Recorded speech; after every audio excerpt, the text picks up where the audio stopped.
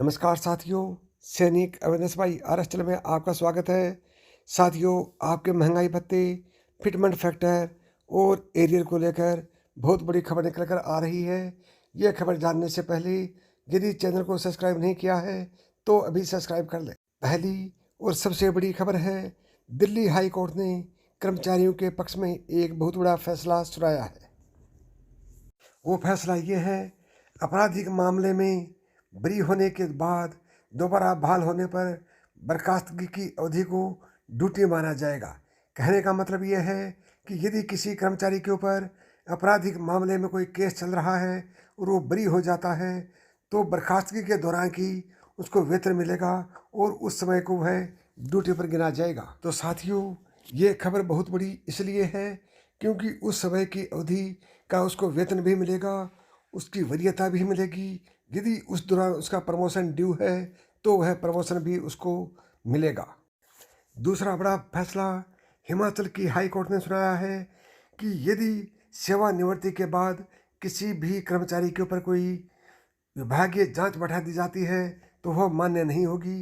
यानी कि सेवानिवृत्ति के बाद किसी भी कर्मचारी के ऊपर विभागीय जांच नहीं बैठाई जा सकती। तो साथियों, ये खबर भी कर्मचारियों के लिए बहुत ही अहम है।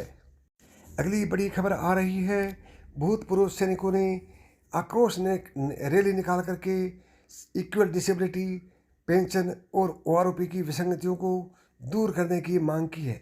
और आक्रोश रैली ही नहीं, सभी डीएम को यानी डिस्ट्रिक्ट कलेक्टर को उन्होंने एक ज्ञापन सौंपा है जिसमें ओआरओपी की विसंगतियों को दूर करने की बात कही है और equal disability pension, equal military service पे और सहायक प्रथा और इसके साथ ही सेना में जो फालतू फटे कार्य करवाए जा रहे हैं उसके विरोध में राष्ट्रपति जी के नाम एक ज्ञापन सौंपा है। जैसा कि आपको पता है, सरकार ने प्रेस विज्ञप्ति जारी करके कहा था कि जुलाई 2014 के बाद जो भूतपूर्व सैनिक रिटायर हुए हैं उनको ओआरओपी 2 का बेनिफिट नहीं दिया जा सकता। इसलिए भूतपूर्व सैनिकों ने यह मांग की है कि 2014 के बाद प्री मैच्योर जाने वाले जवानों को भी ओआरओपी के दायरे में लाया जाए। साथ ही वीरांगनाओं की पेंशन में बढ़ोतरी की जानी चाहिए। और इसके साथ ही यह भी बड़ी मांग रखी है कि फिटमेंट फैक्टर को 2.18 के हिसाब से लागू किया जाना चाहिए। अगली बड़ी खबर है, सैनिक की विधवा ने 23 साल बाद एक जंग जीती है और वो विशेष पेंशन की हकदार बनी है। यह फैसला एएफटी ने दिया है जो वीरांगनाओं के लिए एक अहम फैसला है।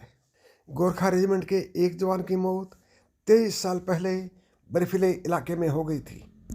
सेना ने उसके पति की मौत को HIV संक्रमण से मौत मानते हुए उसको साधारण पेंशन का हकदार माना था, न कि विशेष पेंशन का।